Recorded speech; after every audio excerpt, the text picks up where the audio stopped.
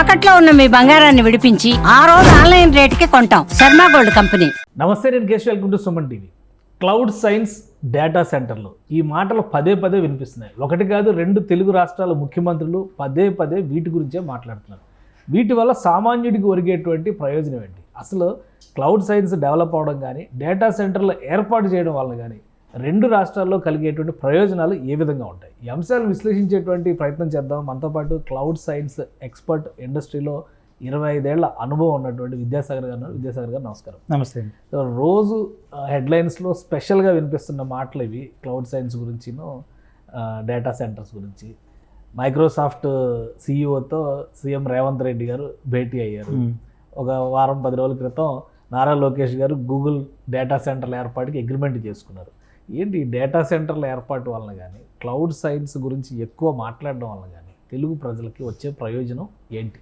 చాలా మంచి విషయం అండి. ఎందుకంటే ఒక టెక్నాలజీ ఒక సామాన్యుడికి ఎలా అంటే మనకి తెలియకుండానే మనం ఎలా వాడుతున్నాం, దీనికి గవర్నమెంట్ వాళ్ళ ముందు చూపు ఎలా ఉందంటే, మనం ఒక కామన్ మ్యాన్కి తీసుకుందాం. నేను రోజు ఆఫీస్కి వెళ్తున్నాను. నాకు సంబంధించిన డ్రైవింగ్ లైసెన్స్, నాకు సంబంధించిన కారుకి సంబంధించిన డీటెయిల్స్, ఇంతకుముందు అన్నీ మనం కార్డులో పెట్టుకునేవాళ్ళం, పేపర్లో ప్రింట్లు తీసుకుని వెళ్ళేవాళ్ళం. సో ఇప్పుడు నేను ఒక ఆర్టీఏ వ్యాలెట్, ఒక యాప్ పెట్టుకున్నాను. అందులో నాకు సంబంధించిన ఇన్ఫర్మేషన్ అంతా ఉంది. అంటే నేను ఇంట్రస్టేట్ ట్రావెల్ చేసిన, ఎక్కడికి వెళ్ళినా I'm carrying all digital information. Okay.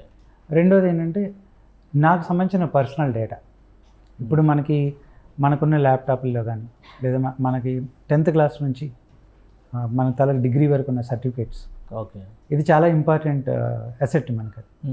ఎక్కడ ఒక చిన్న పేపర్ పోయినా మనకి మొత్తం ఇది ప్రాబ్లం అవుతుంది కెరీర్లో. సో ఈ సర్టిఫికేట్స్ అన్నీ ఎలా, వీటికి సేఫ్టీ ఎలా, ఎటువంటి థెఫ్ట్ జరిగినా లేదా ఇంట్లో ఏదైనా అనుకున్నదైనా, కాబట్టి ఇవన్నీ మనకు ఒక డిజీగా ఉంది. అలాగే మన ఆధార్ కార్డ్, మన పాన్ కార్డ్. సో మనం రోజు వాడుతున్న వీటన్నిటికీ ఇప్పుడు మన మొబైల్లో ఏదో ఒక యాప్ డౌన్లోడ్ చేసుకొని అందులో ఈ డేటా మనం పెట్టుకుంటాం. ఈవెన్ ఇప్పుడు దానికి మనం మంత్లీ కొంత సర్వీస్ కూడా ఇస్తాం. ఇప్పుడు జీమెయిల్ అనేది ఉంది, అందరం ఆల్మోస్ట్ వాడు. అలాగే మన తాలూకు డాక్యుమెంట్స్ అన్నీ గూగుల్ డ్రైవ్లో పెట్టుకుంటున్నాం, మన తాలూకు ఫొటోస్ అన్నీ పెట్టుకున్నాం. అంటే డేటా అన్నది మీదైనా నాదైనా మన తాలూకు పర్సనల్ డేటా అనేది చాలా ఇంపార్టెంట్. సో దీన్ని మనం ఏదో మన ఇంట్లో ఒక ర్యాక్లోనో పక్కన స్టోర్లోనో పెట్టుకునేది లేదు. అలాగే మనం ఎక్కడికి వెళ్ళినా మనతో పాటు ఈ డేటా ఉండాలి. కానీ ఇప్పటి వరకు ఇది ఆల్రెడీ మనం చేస్తూనే ఉన్నాం రెగ్యులర్గా. ఇప్పుడు మీరైనా నేనైనా ఎవరైనా ఈ ప్రిజర్వేషన్ అనేది, స్టోరేజ్ అనేది చేస్తూనే వస్తున్నాం. ఇప్పుడు కొత్తగా డేటా సెంటర్ల ప్రస్తావన, డేటా సెంటర్లు ఏర్పాటు చేయాలనేటువంటి ప్రతిపాదన, ఇవి ఎక్కువగా అంటే రోజు డేటా సెంటర్ ఏముంటుంది డేటా సెంటర్లో అని కామన్ మ్యాన్ వచ్చేటువంటి సందేహం. ఇది అసలు ఏంటి డేటా సెంటర్ సెటప్ ఏంటి, దాన్ని పెట్టడం వల్ల వచ్చేటువంటి ప్రయోజనాలు ఏంటి, మళ్ళీ అసలు కొత్తగా పెట్టాల్సిన అవసరం ఉందా, ఏంటి అసలు దాని కథ? డెఫినెట్గా డేటా సెంటర్లు కావాలండి. ఎందుకంటే ఇప్పటివరకు మనం చూసింది ఏంటంటే, ఒక కాలేజ్ ఉంది, ఆ కాలేజీకి సంబంధించిన డేటా అంతా కాలేజ్ సర్వర్లోనే ఉంది. అలాగే ఒక గవర్నమెంట్ ఆఫీస్కి సంబంధించిన డేటా ఆ పర్టికులర్ లొకేషన్లో ఆ గవర్నమెంట్ ఆఫీస్లో ఉంది. ఒక ఎలక్ట్రిసిటీ డిపార్ట్మెంట్, ఇంకో డిపార్ట్మెంట్.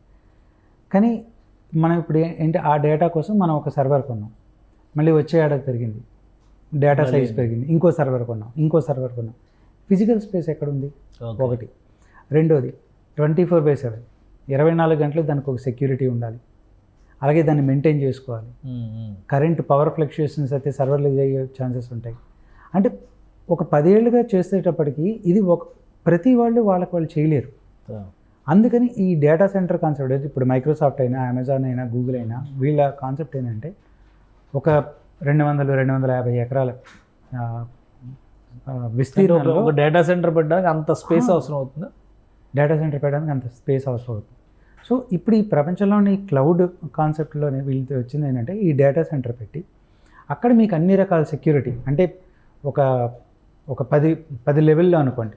ఫస్ట్ మన బయోమెట్రిక్స్, తర్వాత మన ఐ డిటెక్ట్ అనుకోండి, తర్వాత స్కానింగ్, అన్ని రకాల సెక్యూరిటీతో పెట్టుకుని ఈ డేటా మొత్తాన్ని అక్కడ స్టోర్ చేస్తున్నారు. ఓకే. సో దానివల్ల మీకేమవుతుంది, మీరు ఫిజికల్గా మెయింటైన్ చేయాల్సిన కాస్ట్ తగ్గిపోతుంది. మనం వేరే వాళ్ళకి సర్వీస్ కింద, అంటే ఇప్పుడు హైదరాబాద్లో కానీ వైజాగ్లో కానీ వస్తే మన ప్రజలకి వచ్చేదంటే, ఎప్పుడైతే డేటా సెంటర్ వచ్చిందో మీకు చాలా రకాల, ఒకటేంటి ఫిజికల్ ఇన్ఫ్రాస్ట్రక్చర్, అంటే సివిల్ ఇంజనీర్స్, కన్స్ట్రక్షన్, తర్వాత దాని డేటా సెంటర్ మెయింటైన్ చేయాలి అంటే ఆపరేటర్స్ కావాలి, అలాగే టెక్నాలజీ కావాలి. ఎందుకంటే డేటా సెంటర్లో ప్రధానంగా మీకు ఉండేది ఏంటి, నెట్వర్క్, స్టోరేజ్. సో ఈ ఏరియాలో చదువుకున్న ఇంజనీరింగ్ నిష్ణాతులు కావాలి, అంటే ఉద్యోగ అవకాశాలు పెరుగుతాయి, దాని మెయింటెనెన్స్ పెరుగుతుంది. దాదాపుగా ఒక డేటా సెంటర్ మనం తీసుకుంటే డెఫినెట్గా ఒక 5-6 వేల మందికి ఉపాధి కలిగే అవకాశం.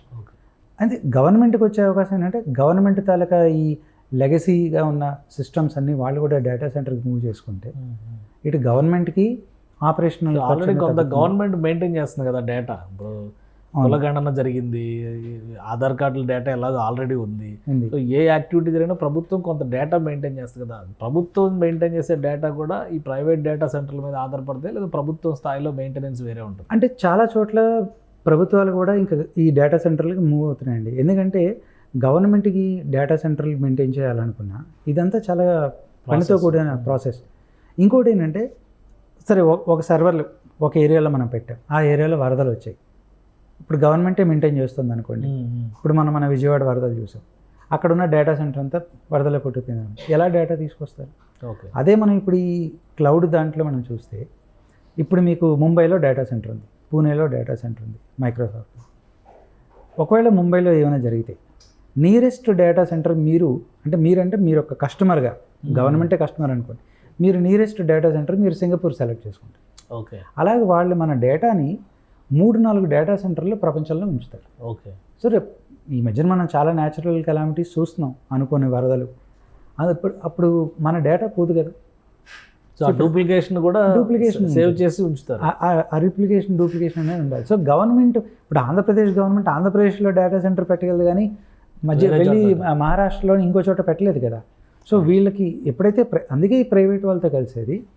ఇంకొకటి ఎప్పుడైతే డేటా ఉందో ఫర్దర్గా ఆ డేటాని అనలైజ్ చేయాలన్నా ఏమైనా చేయాలన్నా అప్పుడు మళ్ళీ ఈ రాబోతున్న ఆర్టిఫిషియల్ ఇంటెలిజెన్స్, ఈ లేటెస్ట్ టెక్నాలజీస్ ఏమైనా మనం యూజ్ చేయాలన్నా డేటా అనేది కావాలి. సో ఇప్పుడు అసలు ఈ డేటా సెంటర్స్ మెయింటైన్ చేయడానికి కానీ, లేదా మన దగ్గర ఎస్టాబ్లిష్ చేయడానికి టెక్నికల్గా మనకున్న స్కిల్స్ ఏంటి, ఆ క్యాపబిలిటీస్ మన దగ్గర ఉన్నాయా? మన తెలుగు నేలపైన, తెలుగు రాష్ట్రాల్లో ఆ ఎక్స్పర్టైజ్ ఉన్నటువంటి, శిక్షణ పొందినటువంటి ఉద్యోగార్థులు కానీ, యువత కానీ ఉన్నారా? అంటే టెక్నికల్గా అంటే మనం ఇంజనీరింగ్ చదువుతున్న యువత ఉన్నది, కానీ డేటా సెంటర్ స్పెసిఫిక్గా వాళ్ళకి దాని ఓరియంటెడ్గా వాళ్ళకి ట్రైనింగ్ చేయాలంటే కొంత మనం కూడా మార్చుకోవాలి మన తాలూకా.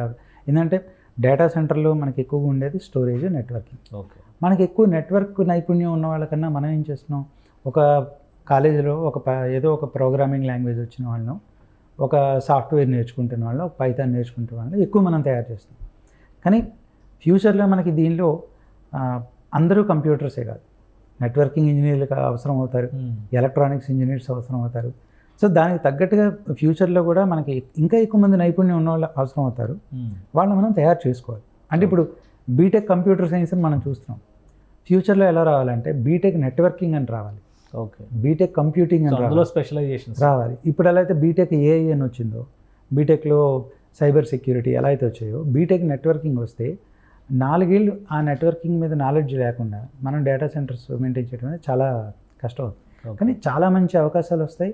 అలాగే ఇవి వీటిని ఏమిటంటే నిష్ టెక్నాలజీస్ అంటాం కదా, చాలా లిమిటెడ్ పీపుల్కి మాత్రమే ఉండే అవకాశం ఇది. కాబట్టి ఇందులోకి వెళ్ళిన వాళ్ళకి కూడా వాళ్ళ కెరీర్ చాలా బాగుంటుంది. ఓకే. కాబట్టి గవర్నమెంట్ ఇప్పుడు స్కిల్ యూనివర్సిటీ ఇన్ తెలంగాణలో ఉన్నా, లేదా ఇప్పుడు ఆంధ్రాలో ఉన్నా, ఇది కూడా ఏంటంటే కాలేజీలు చెప్పడానికి చాలా కష్టం. ఏవైతే ఈ కంపెనీలతో మనం టై అయిపోతున్నామో వాళ్ళు కాలేజీలకు వచ్చి ఇన్వెస్ట్ చేసి, సో రేపు ఏదైనా గూగుల్ ఒక యూనివర్సిటీ కలిపి ఈ కోర్సుని మనం చెప్పాలి. ఓకే. మన దగ్గర అట్లాంటి వ్యవస్థ ఉందా? అలాంటి వ్యవస్థ మనం ఎక్కువ బయట దేశాల్లో చూస్తామండి. అంటే కంపెనీలు యూనివర్సిటీకి ఫండింగ్ చేసి, కంపెనీలు యూనివర్సిటీలో వాళ్ళ తలకు ఆఫీసులు ఎస్టాబ్లిష్ చేసి, అంటే యూనివర్సిటీస్కి కంపెనీస్కి మధ్యన ఎంఓయూలు రావాలి ఎక్కువ. ఓకే. మనం ఎక్కువ ఐఐటీస్ వాటిలో చూస్తాం, అందుకే వాళ్ళకి ఎక్స్పెరిమెంటేషన్కి వాటికి ఫండ్స్ అవి ఉంటాయి. కానీ ఎక్కువ ఈ కంపెనీలు తీసుకుంటుంది ఏంటి, మన చిన్న టైర్ 1, టైర్ 2 సిటీస్ కూడా వెళ్ళి తీసుకుంటున్నాయి. కాబట్టి చూడాలి ఫ్యూచర్లో గూగుల్ కానీ, మైక్రోసాఫ్ట్ కానీ మన ఆంధ్రాలో ఉన్న కొన్ని యూనివర్సిటీస్ని అడాప్ట్ చేసుకుని వాళ్ళకి తగ్గట్టుగా ఇంజనీరింగ్ ఫస్ట్ ఇయర్ నుంచే స్టూడెంట్స్ని తయారు చేసుకుంటే ఫైనల్ ఇయర్కి వచ్చేటప్పటికి మీకు వాళ్ళకి ఇది అవుతారు. రైట్. ఇప్పుడు సత్యనారాయణ గారితో రేవంత్ రెడ్డి గారు భేటీ అయ్యారు. మైక్రోసాఫ్ట్ డేటా సెంటర్లు వచ్చే అవకాశం ఉంటుందా హైదరాబాద్? మైక్రోసాఫ్ట్ తెలుగు రాష్ట్రాలు ఎక్కడికి వచ్చినా చాలా మంచిదే, ఎందుకంటే ఎక్కువ అవకాశాలు ఉంటాయి. ఇప్పుడు ఆల్రెడీ అమెజాన్ డేటా సెంటర్ ఉంది, ఫాక్స్కాన్ వచ్చింది తెలంగాణలో. అట్లాగే ఏంటంటే మనకున్న భౌగోళిక పరిస్థితుల ప్రకారం చూసుకుంటే కావాల్సినంతమంది ఇంజనీర్లు ఉన్నారు, అవకాశం ఉంది. అలాగే రెండు రాష్ట్రాల్లో టెక్నాలజీ విజనరీ ఉన్న గవర్నమెంట్స్ ఉన్నాయి కాబట్టి వస్తే చాలా మంచి ఇది అవుతుంది. రైట్ థ్యాంక్ యూ విద్యాసాగర్ గారు, మీ అభిప్రాయాలు తెలియజేస్తుంది. ఇది రాబోయేటువంటి రోజుల్లో కొత్త కోర్సులు, కొత్త టెక్నాలజీలు వచ్చిన తర్వాత ప్రత్యేకమైనటువంటి శిక్షణ ఇచ్చేటువంటి సంస్థలు కూడా రావాల్సిన అవసరం ఉందని విద్యాసాగర్ గారు విశ్లేషిస్తున్నారు. డేటా సెంటర్లకు సంబంధించి రెండు తెలుగు రాష్ట్రాలు కూడా తమ వంతు కృషి చేస్తున్నాయి. రాబోయే రోజుల్లో ఈ రంగంలో యువతకి ఉపాధి అవకాశాలు కూడా పెద్ద ఎత్తున పెరిగే అవకాశాలు ఉంటాయని విశ్లేషిస్తున్నారు విద్యాసాగర్ గారు. ఇది special discussion. Keep watching. Suman టీవీలో మీ పర్సనల్ అండ్ బిజినెస్ ప్రమోషన్స్ కోసం కింది నెంబర్కి కాంటాక్ట్ చేయండి.